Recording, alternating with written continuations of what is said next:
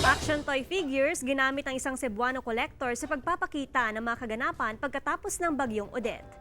Silipin sa report ni Nico Sereno ng GMA Regional TV, Balitang Bisdak.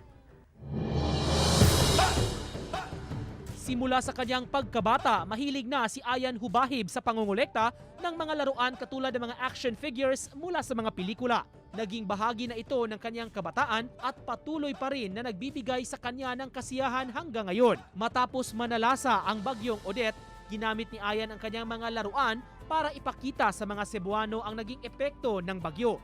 Isa na dito ang mga taong pumipila para makakuha ng maiinom na tubig, pagsiselfie, pagpila sa mga bangko at iba pa. The funny thing about Aning Galon is kani siya sa ako yun siyang niece, kanana siya yung mini dining kitchen set nga nakauli ko once sa pinamungahan niya.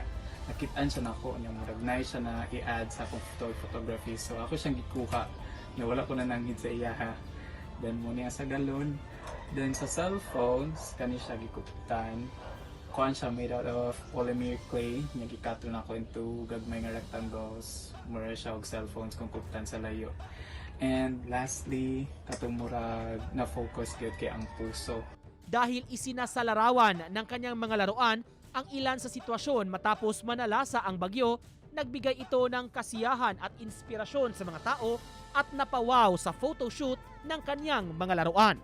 Ang mula gid siya nasuod sa kuna una na mag-viral ni siya kay usually kung mag-post ko pictures sa akong toy photography, ang mo react sa gid kay mga friends nako, kundi co-collectors locally, na foreign pero ginagmayra nya karon kay wala ko nag-expect na inayang impact na makakatch ang attention. Ako si Nico Sereno para sa GMA Regional TV.